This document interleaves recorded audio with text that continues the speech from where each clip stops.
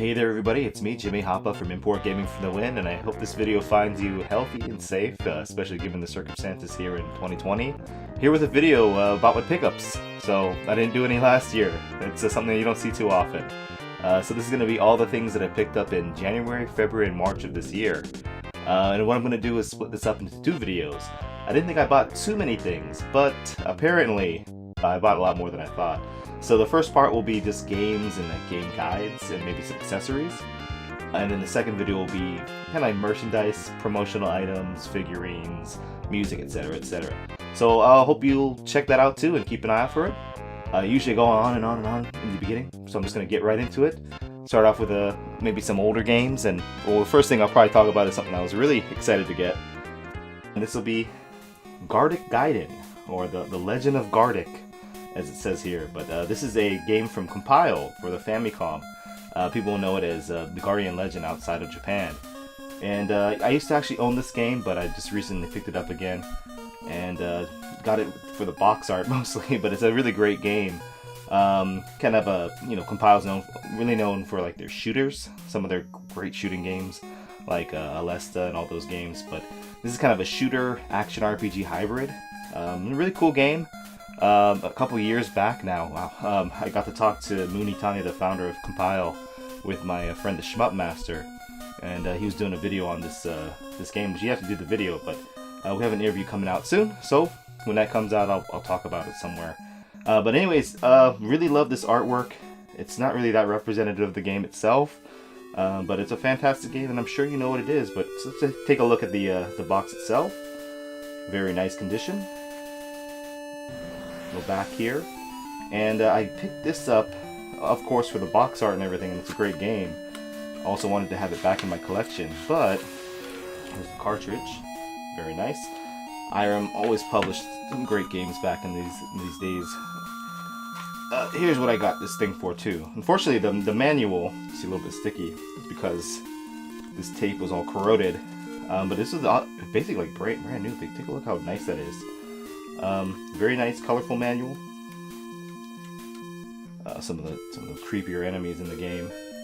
Very kind of aquatic themed. It's pretty cool art. Very different from the box art.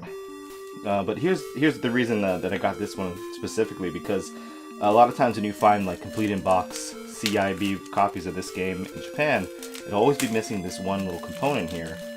And it's not that important, but I thought it's pretty cool, and I figure I like this game enough, so I'd like to have everything. And it's kind of a cloth felt. It's usually referred to as a map, but it's like this little poster with a zone image. So there you go, and it's like basically, like I said, brand new. But anyways, Gaiden, very cool, very awesome game. And I think it's still cheap if you want to get the NES version. Japanese version is a little bit more pricey. I'll put this down over here though. Sticking with the 8-bit Famicom theme. This is Kyattou, Ninden, Teyandee. Oh, sorry, I'm looking at the cartridge over there. From Tecmo. This is Samurai Pizza Cats is the name that it went by in the West. A little bit different from the anime, but really fun, really awesome, colorful 8-bit platforming action game. Pretty easy, but definitely worth getting. I usually don't get anything cart only or loose or whatever, but I found this at a book off for the whopping price of $1. So how can you say no to that, right? I would like to have the box and the manual someday, but just for now, I'm happy to have this cart. Again, actually, I used to have this a long time ago as well. Sold off a lot of my Famicom stuff. The next thing is another 8-bit game. Not quite a classic like the other two, but Mighty Atom, Tetsuwan Atom, the Astro Boy game by Konami for the Famicom. And, you know, I was always wondering about this game, and I was always thinking, like, I see it for cheap, especially like loose carts, and I finally bid.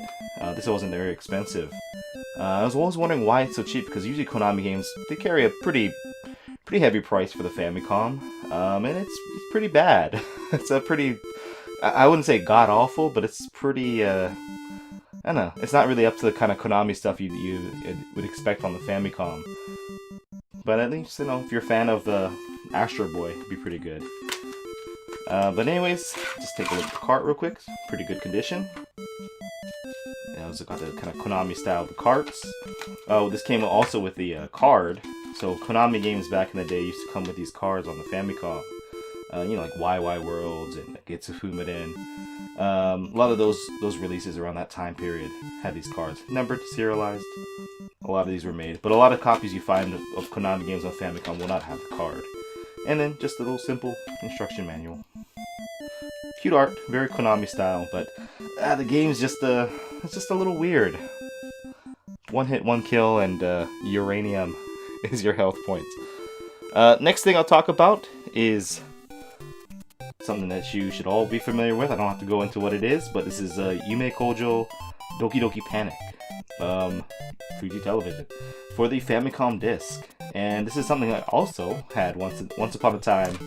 I didn't have it complete like this, but I really wanted to get this now that I have a working Famicom disk system.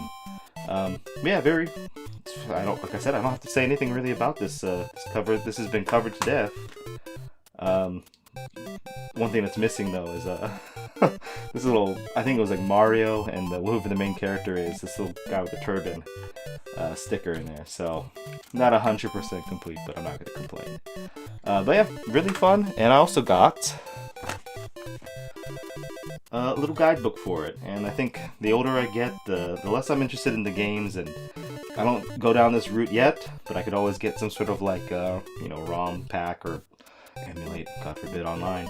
But I like these kind of like guides and just kind of magazines, and so I just had to get this guide along with the game.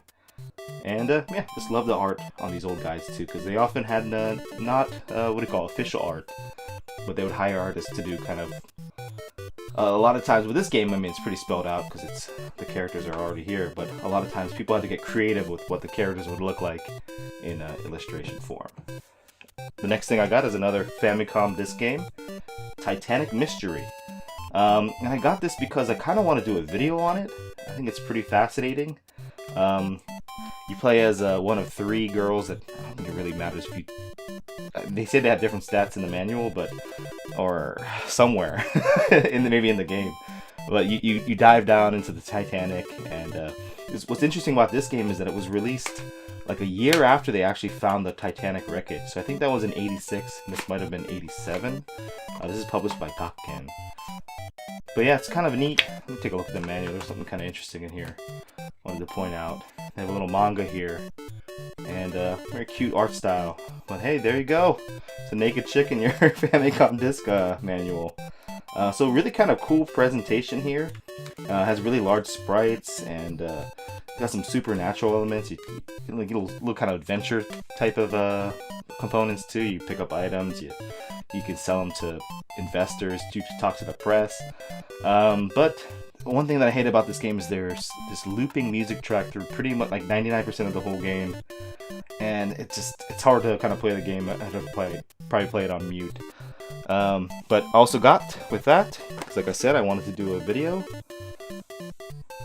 The Titanic Mystery Guidebook, and also some kind of neat art, but probably not official artwork.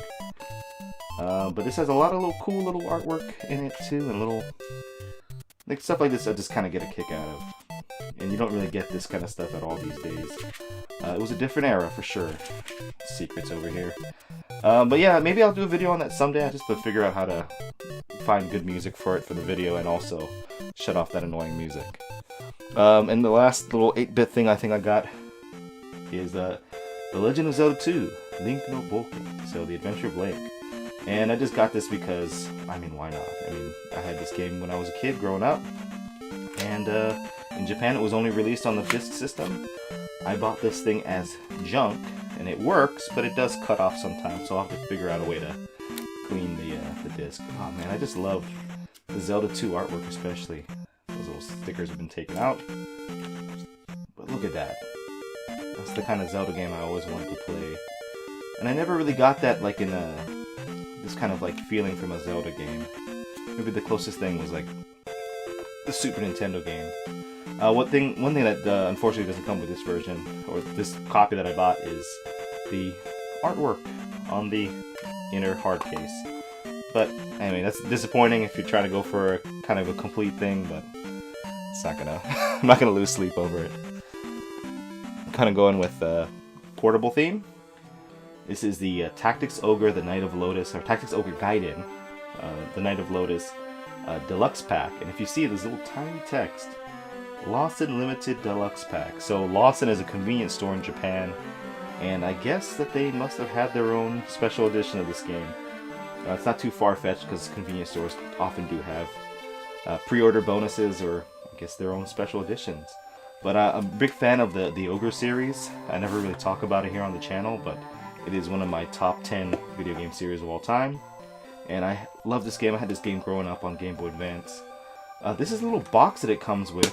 So a hard box and plastic, and it has a place for you to put a photo, and it has felt in here, a little compartment for the game, some bubble wrap that I don't think was originally in there, but yeah, a beautiful artwork there. It's kind of the same as the North American version. I don't know, it's a very strange bonus to be included with the deluxe pack of a video game, but you know, if I ever wanted to put a photo in a box and keep my jewelry or whatever in it, now I have a really nice one, but I think it'll look better on the shelf, to be honest. More portable stuff. This is Akumajou Dracula. What does that say over there? Shikoku Taru Prelude. It's a Dark Knight Prelude, I guess is the subtitle. They're using kind of old school kanji there. But this is the infamous Game Boy, the third Game Boy Castlevania title. I think it's called Castlevania Legends in outside of Japan. But this is another one of those Konami Computer Entertainment Nagoya offerings from Konami. And if you know anything about their company, they released the worst Goemon game and maybe the second worst Goemon game, so they don't have a really great track record, unfortunately. But I really wanted to get this because I just love the Castlevania series. This is one that I never picked up when I was a kid because the reviews were so bad for it. I think Nintendo Power just slammed it. And it's I see why. It's a very disappointing and very, I guess what is it, uninspired Castlevania game. Probably the worst Castlevania game I've ever played. But I like the art, and the Sonia Belmont character, who is retconned. Ikarashi got rid of her. If you remember, the Dreamcast was supposed to have a 3D version of this game, or like at least the same character, Sonia Belmont.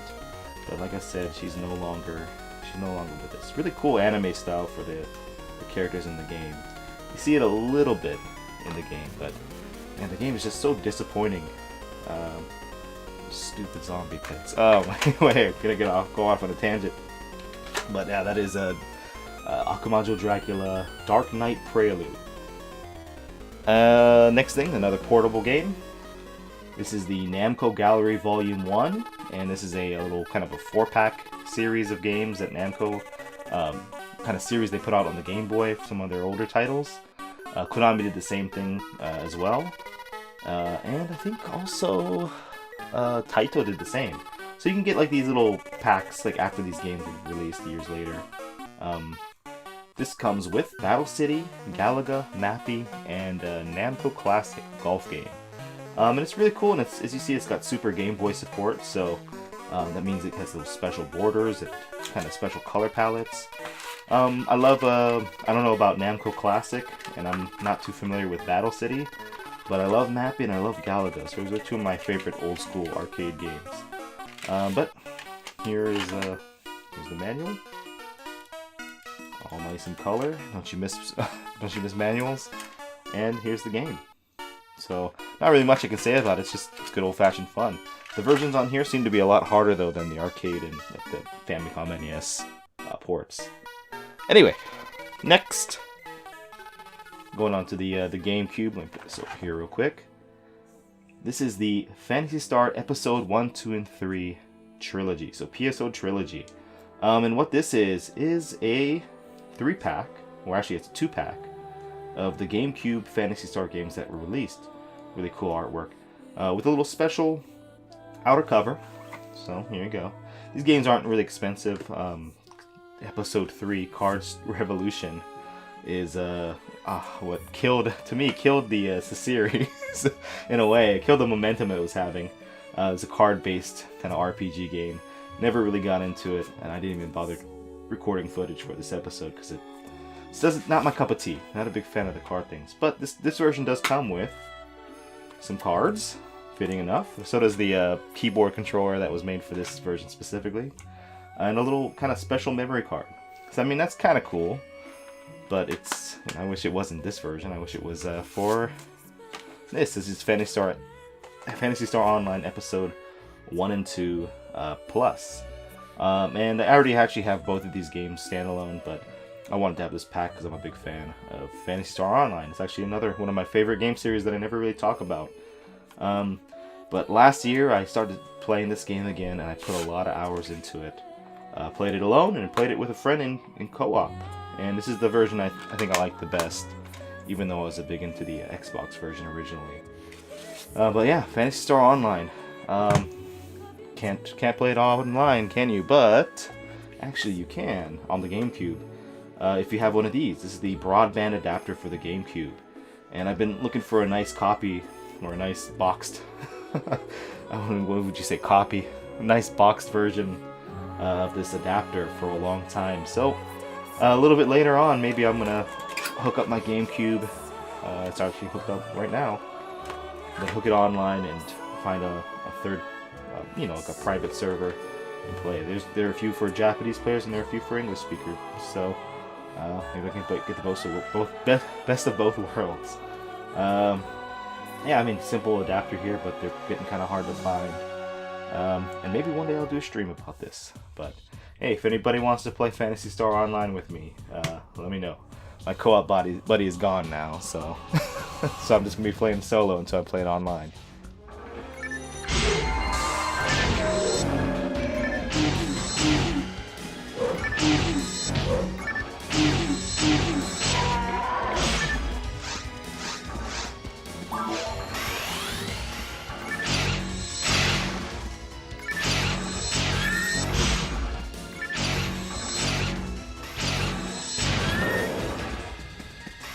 Anyway, next thing.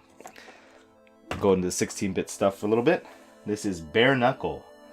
Bare Knuckle, and I guess there's a subtitle here, Ikari no Tekken. So, the Iron Fist of Hatred, or something like that. That'd be pretty cool, like a metal band name, I guess. But I got this because I used to have it, and I sold it to a friend on the cheap. And I found it again because I need to have this game as far as I'm concerned. As a Sega collector or a Sega fan, you kind of need this game. Not the best bare knuckle or what Streets of Rage game in the series, but it laid the groundwork and has great music, and it's really damn fun. So just open this up real quick because I thought there's the cartridge, and the manual has some kind of cool stuff in it. So look at that back. The Mega Drive stuff is always so stylish in Japan. I'm always sad that so many titles in the States, the Genesis titles, have these black and white, like afterthought kind of manuals. So this is not so interesting, but big, nice color. Pictures. But I thought it was cool because look, they have all these bios on enemies, and they have like their race and their age and their height and all this kind of stuff. So I thought that was kind of neat. Those hotlines and everything. But that's Bare Knuckle. You know what it is. I don't have to explain it to you. And sticking with beat 'em ups on the Mega Drive, Alien Storm. And this is a game that I actually had not owned before, but I was interested in, and I always knew it was a great game. But a beat 'em up, I think it's used the same engine as Streets of Rage and Golden Axe, the first one. But awesome, cool alien type of theme. And they're in neighborhoods, and like there's these kind of first person and like kind of running stages. Really awesome, and I just love the whole aesthetic of this generation. And it coming from Sega, like almost everything Sega put out in this era was just gold, man. Take this out over here, and this manual, not still nice, big and colorful, but doesn't have all those cool enemy write-ups, which is a shame because they got some pretty out there character designs in this game. Next, let's talk about this one real quick. 16-bit. This is Gurume Sentai Barayaro for the Super Famicom. And actually, this is the re-release that came out maybe 2 years ago. Beat 'em up game. You know, I've actually talked about this before on one of my other pickup videos because I own the actual original release. You can take a look at the differences here. The original, cool kind of illustration. The remake, they just kind of colored over it with bad Photoshop brushes. So I don't know what they were doing with that. But yeah, I mean, this game is one of the rarest Super Famicom games, incredibly hard to find, but I'm such a big fan of the game that I had to have this re-release as well. Let me put this down over there. I don't know if I want to put it into my system because I hear these things kind of, they kind of have a potential, they're a potential risk to your systems. They might fry out your boards. I don't know if that's true or not, but here you go. Cartridge is kind of blue and clear, translucent, kind of neat. Comes with a manual. And, you know, I always wanted to do a video on this thing, but when this got re-released a few years ago, I kind of thought, like, I don't have to do a video on it. Everybody knows what it is now. If you do want to check out a good video on it, though, recently my friend Stika reviewed the re-release, the European version, which has some fugly box art, and apparently the manual doesn't have any information in it. But I'll leave it right here. So check that out if you're interested. Highly recommend that, and I also highly recommend the game. Maybe get the remake because you don't want to spend hundreds of dollars for it. It's not worth that much. Alright, next thing here is something that I think I had once upon a time, but I actually never really got around to playing it before I sold it or gave it away or whatever. And this is the first Doraemon game for the N64. And it is called Nobita no Mitsu no Seirei Seki. So the 3 spirit stones, Nobita's 3 spirit, Nobita, which is this little guy with glasses here, and the 3 spirit stones. And this game, I was just always blown away by the N64 graphics when it was first being released. Get this little check thing over here. Oh, it's good enough. I'll get rid of that later. That's just like the store made sure they checked it, stamp it. But the graphics in this game, I was blown away by when I was how old was I? 11 years old, maybe, 10 years old. But I thought, wow, the N64 is amazing, and I honestly thought it's not gonna get any better than this. So, you know, playing the game now, like I don't think the N64 games look that bad, like a lot of people say. Some of them do look muddy. This one didn't use a lot of textures, so it's kind of got that Mario 64 look. It's almost timeless. But yeah, let's take a look at this real quick. It's speaking of Mario 64, though, it's kind of very similar to Mario 64. Just a straight up action adventure 3D platform game. I don't know what that is. I guess that's is that a receipt? Oh, that's the enquete. Okay, that's like the little survey card, the registration card, and the manual.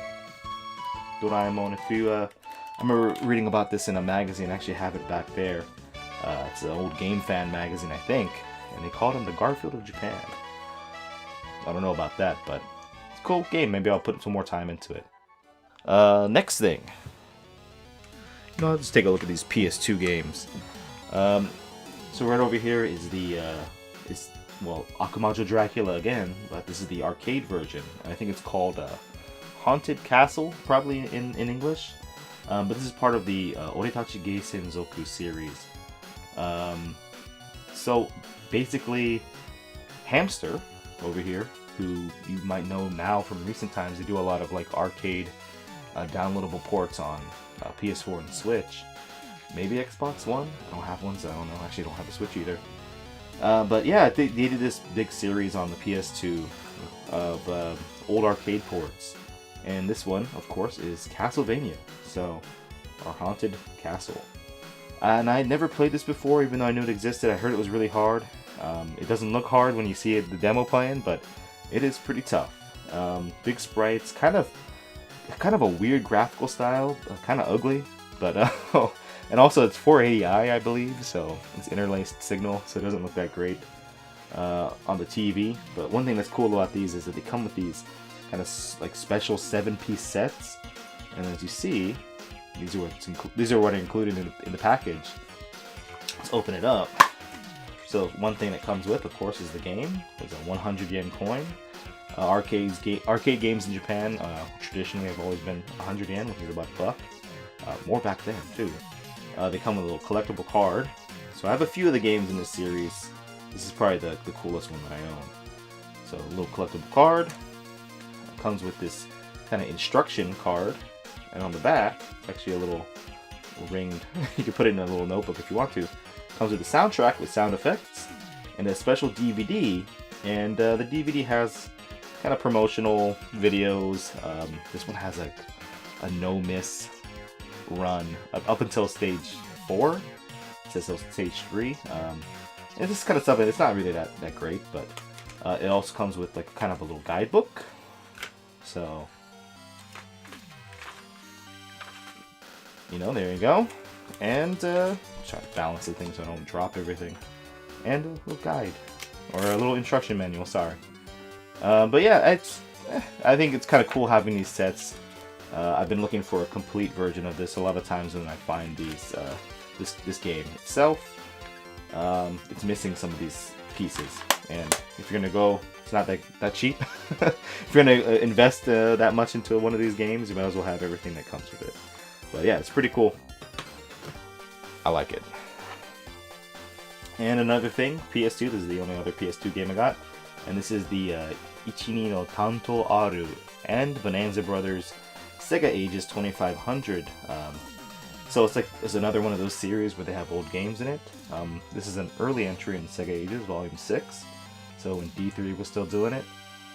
And it's like remakes of the two games right here. And it's pretty good. I think this one actually fares better than some of the other remakes. Like, oh god, the Golden Axe one is so bad. But it was an interesting kind of experiment. And I think because of the style of game, this one actually fared well. These ones also came with kind of a special thing. Okay, there's the registration card. But yeah, these little liner note things. I've talked about these. You know, it has a little bit of a kind of a creator's note, which is kind of cool. But I have the binder too that came with the first released Phantasy Star. And yeah, I collect all of these, and I'm over halfway done with all of these. So hopefully I can find some more for cheap. This one goes for pretty cheap too. But that's my PS2 stuff. Next, PS1. First thing I'll talk about, because it's kind of old game theme. This is called Cellophanes, and it's I guess cellophanes. I don't know if there's any sort of pun associated with this, but cellophanes. I think like old school arcade games used to have little cellophane instead of having color in the actual game. They'd use little cellophane panels. TVs used to do the same. Excuse me. But he said, so going back to that that game center on that day. So it's going back to the past. But this is a kind of an interesting compilation of games because, as you see on the back here, there are all these different old-looking games. But these aren't actual real games. Like it says the 70s era, right? But they're new games, but they're just done in that style. And this is kind of, it's like almost like a love letter to that era of gaming. So it's kind of neat seeing this on the PlayStation 1 and whatever year this is. When was this year? 1997. So I think it's very charming. The games kind of go from simple paddle games to kind of evolution of kind of old shooting games to basically gallery shooting games. So it's a neat kind of progression. You can use the gun-con, the Namco gun-con, and also the little like what do you call it? The block paddle. But a lot of thought was put into this. It's like a labor of love. I don't think anybody bought it, but they have all these little mock-up kind of arcade instruction cards for everything. This is something I'd love to do a video on too. It'd probably be pretty short, but I would like to find a good location to record box art. As stupid as that sounds, but that is Cellophanes for the PlayStation. The next thing is a little campy, a little stupid. Killer Bass. And it's something I've had my eye on for a while. But Killer Bass is a horror-themed fishing game from Magical Company. And I think Magical Company actually developed this game over here. Tetsuo Adam game. But yeah, this is the budget version. But I remember seeing this a few years ago and thinking, like, damn, I should have bought that. To be honest, it's a pretty solid fishing game with kind of a little bit of a horror theme. Some killer fish that I think escaped from a laboratory. Nothing like too special, I guess. If you like fishing games, it's pretty good. If I can get a PlayStation fishing controller somewhere for cheap, maybe I'll do a video or something on this. Yeah, killer bass. The next one is a Simple Series, well actually, yeah, the Simple Series games. Simple Character 2000 series for PlayStation.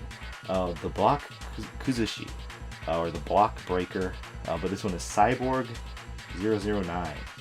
And this is a, what do you call it, like an Arkanoid block. I guess Block Kuzushi would be like Block Breaker. It's the genre of like that Arkanoid style breakout type of game. And this is, truth be told, it's probably one of the best I've ever played. I got this game because, well, the Cyborg 009, I mean, I don't know if 009 probably is the way to pronounce it. Where I live, actually, the guy who created this series, as well as Akira, believe it or not. He's from my area, and there's like a big museum there. So someday, I might want to go down there and do a video on this game or the Super Famicom game. I think it would be kind of a neat atmosphere for it. But yeah, nothing much I can really say. It's just a really fun breakout style game. A lot of cool abilities. Yeah, I was actually kind of impressed with this. But yeah, that's the Block Kuzushi Cyborg 009. Next is a Western game with a Japanese release. This is 007 Tomorrow Never Dies. And this is from Electronic Arts and MGM. And this was released, this was like this next 007 game to be released after GoldenEye. And I remember playing this in an old PlayStation 1 demo and not liking it, but I was probably a fanboy or something like that. But yeah, this was kind of the GoldenEye killer. It has nothing to do with Rare and obviously nothing to do with Nintendo. But a third-person shooting game. Play as James Bond. It's based on that movie with Michelle Yeoh, I think, and Sophie Marceau as well. But yeah, it's just a fun action game, kind of stupid. Obviously, it shows its age. There are much better shooting games like it now, but I don't know. I got it for very cheap, and I figure I like it. You know, I have a thing where I like to collect these Western games with Japanese releases of Western games. I got a few like Apocalypse with Bruce Willis and the Wu-Tang Clan game, Shaolin style, for PlayStation as well. I think they're kind of fun, and it's interesting hearing the Japanese dubs and everything. And here's another Western game released on the PlayStation 1 in Japan, Alien Trilogy, from Fox and Acclaim. And it's a first-person shooter, and it's actually pretty fun. I kind of do like this era of first-person shooter. It doesn't have that kind of modern control style, but this game is incredibly dark. And I don't mean that like it's in the content, obviously it's aliens killing everybody. But I had to put the brightness settings on my FrameMeister when I was recording footage to like the max just to be able to see anything. But kind of a fun game. Thought it'd be a kind of fun game to put on stream one day too. At least for myself. I don't think anybody's interested in watching it. But yeah, Alien Trilogy for the PlayStation. The next is, if you see this cover and you know, oh, I have it written over here, Dew Prism. So what the hell is a Dew Prism? Well, if you've played this game in the States, you know it as Threads of Fate. This is just the Japanese version. So one of Squaresoft's action RPGs. Kind of has like a cult following. I actually have the English version of this game, and I actually have another Japanese version. I just didn't realize it. I got this mostly because it came with this little outer sleeve, which I thought it was kind of nice. But kind of a cult following. This was one of the games that was always in my sister's room when I was growing up, so I didn't play it too much. But a lovely game, very beautiful. This is my favorite era for Squaresoft. This kind of like early 2000s, late 90s era of Square. Those were the good old days, as I say. And other people. I'm not the only one. I'm not special. The next thing I got is Crisis Beat. And this is a pretty cool beat-em-up game for the PlayStation from Bandai.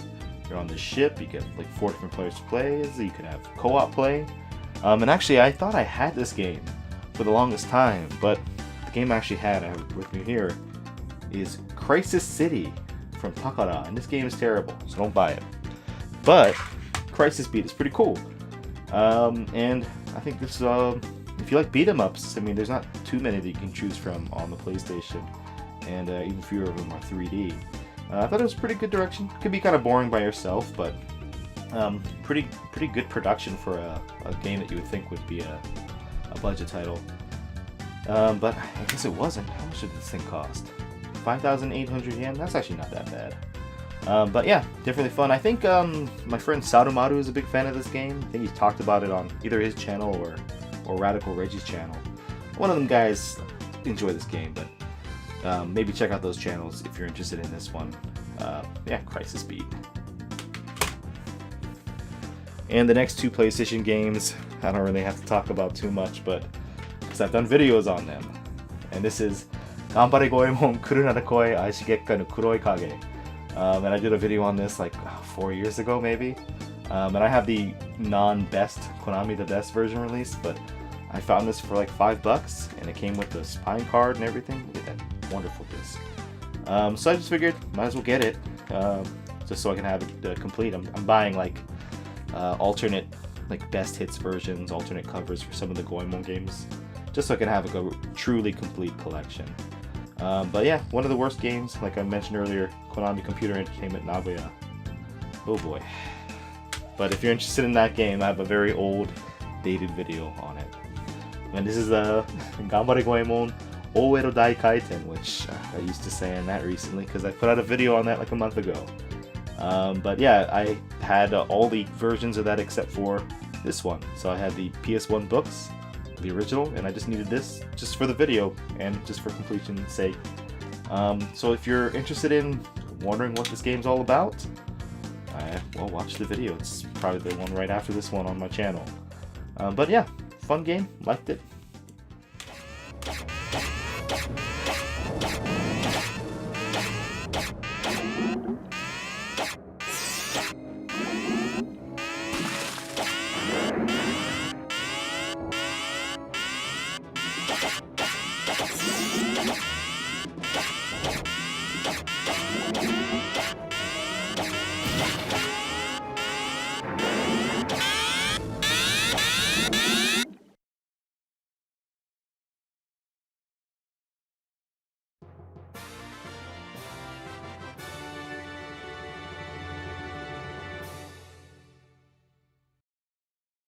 Alright, my lone 3DO game is Mega Race, and I only picked this up because it was like a few bucks.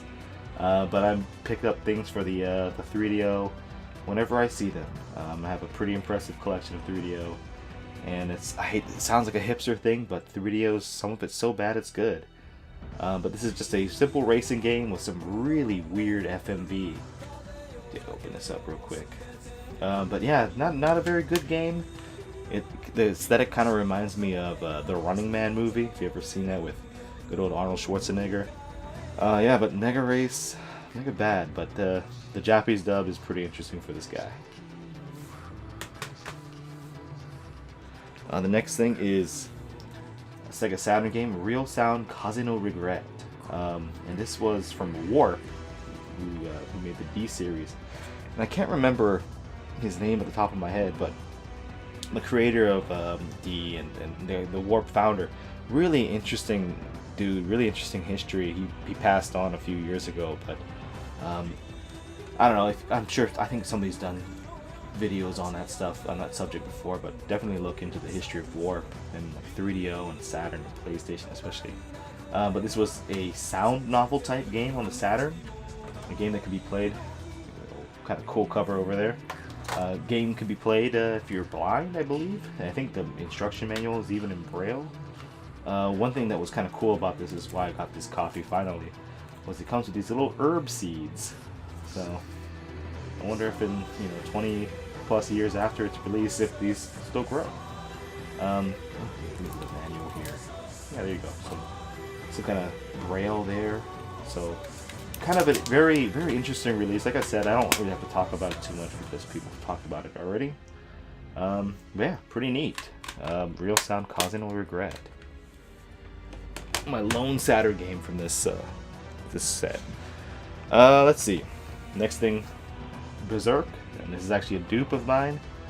Picked this up in case a friend wants it. But yeah, I love the artwork, by the way, for Berserk.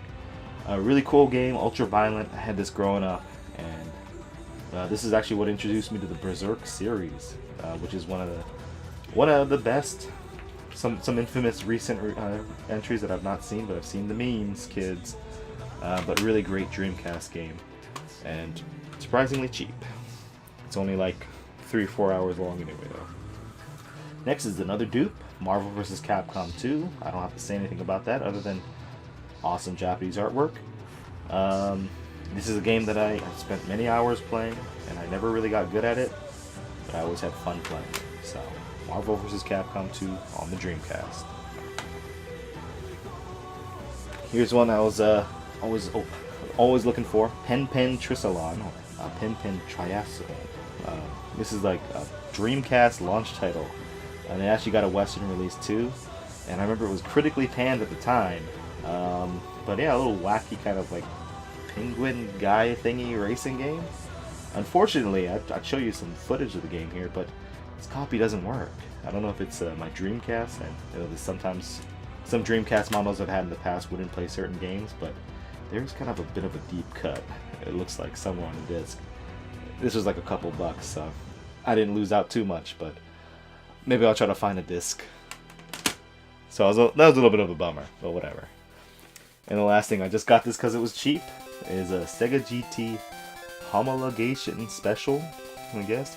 Homologation Special. Yeah, so I don't know what that means. I don't know anything about cars, but I figured this game was a couple bucks. Might as well get it. Has a pretty impressive graphics for a Dreamcast racing game. It's no Gran Turismo 3, but pretty cool. Technical notes. It's just one disc, but it comes in this fat case because there's just so many things in the manual. But yeah, Sega GT. Can't really go wrong with the Sega Racer. Ooh, starting to wrap things up too. Going to some kind of books. This is not really much like a game per se, but it's kind of a board game book, an adventure book. This is Ganbare Goemon Yukihime Kyushitsu Emaki, the adventure book, or the Boken game book. This is kind of like a choose your own adventure type game. A lot of cool little illustrations. Oh, looks like Yaya, old school. But this is the Legend of the Mystical Ninja on the Super Nintendo, but the Japan version. And I thought it was kind of funny here. They translate Ganbare Goemon, Gut Goemon. Gut Goemon sounds kind of like the Goemon after years when he lets himself go. It becomes like Ibisumaru. But kind of cool. I think you have to like manage your money and maybe dice are involved. But yeah, really cool illustrations like this. And actually, I needed this because I had to complete my Ganbare Goemon adventure book series. Here's the Karakuri Dochi one, and here's the Goemon Gaiden one. So they're all kind of the same. They have like cool little illustrations. And look at that. Man, that's that kind of aesthetic I'm talking about. When you talk about old games, but they didn't really have an established look yet, people were very imaginative with the characters. That looks weird. Alright, but anyways, that is an adventure book. I have not played through it. The next thing is an old school PC magazine, or just gaming magazine. This is the Maicon Basic. I don't wonder why I got this. There you go, Valkyrie. So they have a write-up on the Legend of Valkyrie. I think the arcade version and the PC Engine version. But what's cool about this is it's just one thing. Look at these ads. Look at the FM Towns ad. I just love looking at some of these old ads. But some of the things that they're selling in the back, they have fan art and everything. Information. Some interviews with people who are making games. New information, it's like previews. Where is everything I'm looking for? Maybe they find that Legend of Valkyrie stuff, since that's one of my favorite games. Here it is. Oh, that's Dragon Buster. Well, I swear it's in here somewhere.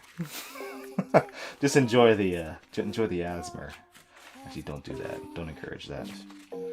Well, anyway, what's kind of cool about these books too is they have kind of game codes, not like cheat codes, but like programming code.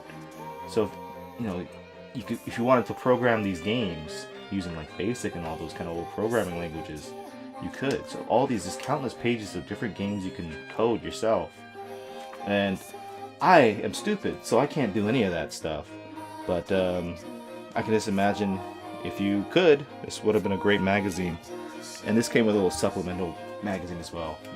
Let's Play Computer Music. So it's kind of music software, and I think some compositions on game music, perhaps. Yeah, there you go. So really cool, really neat chunk of history. This is from 1989. That's all I can really say. I'm gonna put that over here on the side. And another thing I got, because the cover story. This is a Gamist magazine. Legend of Valkyrie yet again. And I always love this little artwork. I think that's from The Adventure of Valkyrie. But Gamist, I think I've talked about this in the Puli Rula a little bit. One of the premier gaming magazines and gaming books, magazine books from the 80s and 90s. And I think this magazine mostly covers arcade stuff, Game Center stuff. But big, look at these. Just, it's hard to see because it's so close up. But just really awesome kind of write-ups. Great images. Look at the Legend of Hero Tonma. It's amazing. So all these little different things. Looks like level layouts, some music. Got fan art. Look at that. Is that Kai? I don't know. Hey, look at, there you go. Look at that Valkyrie artwork and all this information. Shooting game. What is this shooting game? So it was Willow. Look at that. Willow, the arcade. It's just really cool. Look at all this kind of art. This is the things that we miss out now. I mean, you get all this kind of stuff released online as well, but everything kind of looks the same in my opinion. These old school, those phone cards, these old school magazines that had so much cool information that you're not gonna really ever get again, I think. Anyway, that is this Gamist magazine. A couple more things I got. These little Final Fantasy VII story guide books. This is the first half, and here's the second half. Got it mostly because I love Final Fantasy VI and the artwork, mono artwork. But these just kind of talk a little bit about, as you'd expect, the story, Final Fantasy VI. And I believe these were little supplementary books that came with magazines at the time, like Family Computer Magazine. So yeah, so with the what was it? January, February, March, April, and May editions of this magazine in whatever year it came out. Just got it just because I collect a lot of Final Fantasy VI stuff. And 7. Maybe you'll see in part 2. The next thing, another magazine. This is a Sega Saturn magazine, and it's gonna love that cover straight off with Sonic. Hey yo, what's up, man? So very, very 90s-esque. I got this mostly because one, this magazine's like in pristine shape. Game Paradise. Always love looking at the artwork and all that stuff, but there's a write-up on NX's Nanatsukaze no Monogatari Shima, or Shima Monogatari, sorry, which is what, the 7 story of the Island of the 7 Winds, something like that. But I've always wanted to talk about this game in one of my episodes, and I've been playing it recently, and I'm kind of leaning towards, yes, I want to do a video on it soon, but I have to get as much stuff about it as possible. Look at that Panzer Dragoon RPG as well. One thing though is that it's going to make it hard is finding the soundtrack to that game. It's one, super rare, and when you do, it's like the price of a modern day console, so I might have to skip out on that, but for the meantime, I'll keep it on the back burner, unfortunately. But cool stuff in this magazine. Reviews, previews, everything. Like that Groove On Fight advertisement. You know, maybe one day it would be kind of nice just to do a video on magazines. It was real casual. Turn it into the Import Gaming Asper channel. Hell no. This is a Tail Concerto visual fan book, and Tail Concerto, another series, a game in the series, the Little Bronx, I think they're called, series that I just love, and been collecting a lot of over the years, Tail Concerto and Solito Robo things. A nice little collection now. Tail Concerto was actually the first video I ever did on this channel. It was kind of like my introduction to how to make a video, and fail miserably at it, but it's got like a lot of pictures from the animation segments, character profiles. What else did I have? A little bit about the game. There you go, the Little Tale series. I'm saying Little Bronx. Storyboards, and I think some concept art as well. Yeah, there you go. So, Alicia concept art. So, just a wonderful, wonderful little game, wonderful little series. And I was happy to finally find a nice condition copy of this on the cheap. Another thing, I'm a big fan of the Chrono series, so this is one of the guides that I actually didn't have. This is Chrono Trigger, the complete V-Jump. This is the PlayStation Edition guide. Not a very thick guide, but has all the little kind of animation here in the back. But nicely put together guide, a little bit crowded, but you know, has so much information. Love Chrono Trigger, and I love Chrono Cross, perhaps even more. I thought about doing a Chrono Trigger collection video since it was like the 25th anniversary recently. I decided against that apparently. But yeah, I mean, I'm always looking for more things to add to my Chrono Trigger, Chrono Cross collection. I wish there was another Chrono so I could add a third one in there, but they don't like money, I guess, Square. Speaking of Square, not liking money, here is the making of Mana. This is the Seiken Densetsu, or Legend of Mana. Let's take a look. The making of. So here's a guy taking a picture or taking video of a tree. Very fitting, very nice. But I'm a big fan of this series as well, and it's getting a lot of love recently, which is nice. But this is the PlayStation game that had some really incredible art. So getting a book like this is really awesome, and I paid the same amount for this book as I did for that Chrono Trigger book, $1. So I saw it for $1, and I couldn't really say no. This has a little manga in it too, so a very simple kind of book. Has a little bit about the series history, some goods. So this is the kind of thing that they would release like, around the time the games release, just to kind of get hype, I think. But pretty cool. Making of Mana. If you haven't played this game on PlayStation 1, it's gorgeous. Play it. Here's something not too special. It's a black Wii nunchuck. And I got this because it was $1, and you can never have enough chucks. I think it's brand new too. So, thanks, Book Off. Yep, there you go. Black Chuck. Now I have a couple. So, if anybody ever mistakenly finds their way to my apartment, you're gonna be forced to play Wii games with me. Alright, and then the last thing, I'm gonna have to like clean this stuff up over because it's pretty big. I'll be right back. Maybe do this thing. Okay, and I'm back with the final pickup. Like I said, it's pretty big. This is the Battle Garegga Revision 2016 Limited Edition. This is a North American release, and actually this was something I got for free as a friend gave it to me. This is from the My Life in Gaming guys, and the reason I got this was because I helped them carry their bags when they were here in Japan. So they did a documentary on M2, who's made some of these ports, and it's pretty cool. So thank you guys, really appreciate that. I had a really fun time, had a blast when they were out there. Wish they could come back, and especially after everything settles down here, definitely come back. You're always welcome in the Hoppa House, and if I can help out a little bit, I'm always happy to help. But yeah, if you haven't seen that documentary, it's I can't put it in words how good it is. Stop what you're doing now, or actually there's probably only a couple minutes left of this video. Wait until it's done and check out that video. But yeah, so this is the limited edition from Limited Run.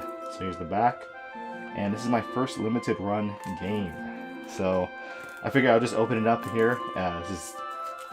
Actually, I already own this game. I own a limited edition of this, but I own the Japanese one. And that one is pretty cool because when we were at the M2 headquarters, I got it signed by all the guys who worked on this re-release. So very cool to have that. I don't have the Saturn version of this game, unfortunately. Nor do I have the original arcade. But I got to play it, and you might see me in that documentary playing the game. So wow, look at that. That is pretty amazing. I kind of forgot what was all in this thing. So here's the PS4 game, obviously. brand new. I'll pop that out real quick.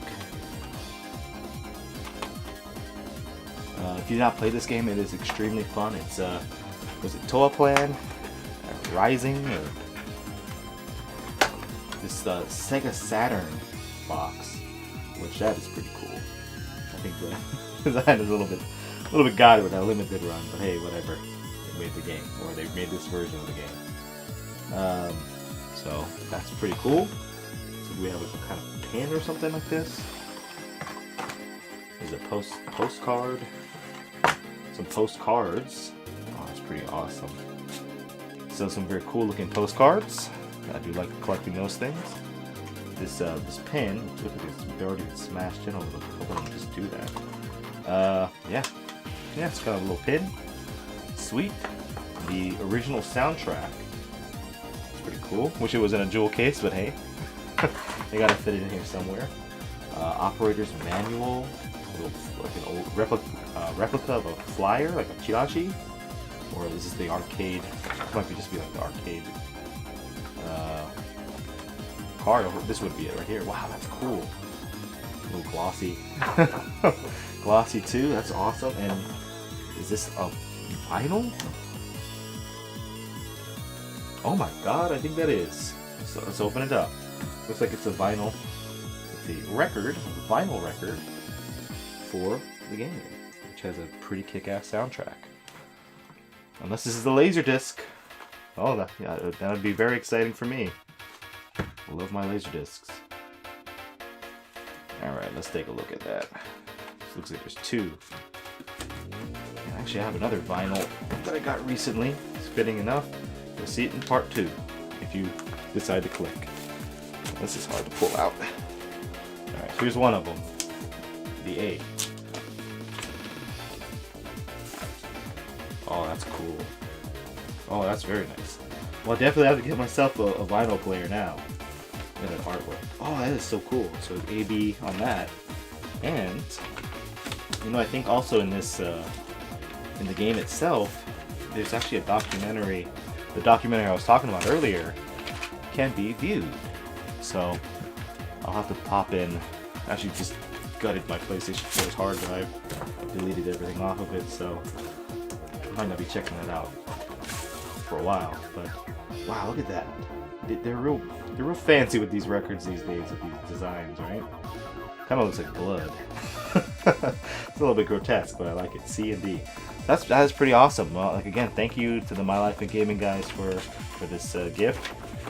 It was my pleasure working on that with you guys, and I hope you guys will pay it forward and check out their documentary and their channel if you haven't. But that's part 1 of these pickups. I got way more stuff than I thought. The next one, I think, if you're into like kind of weird things that you never knew existed, there might be a few in the next one. This one, these are just kind of games that I've been trying to get for a while. Nothing too expensive or crazy here. Been trying to save money too. But anyway, if you check out part 2, I really appreciate that. Thank you for watching all the way. If you're hearing me now, bumble and ramble my way to the end. Jimmy Hapa, Import Gaming for the win. Take care.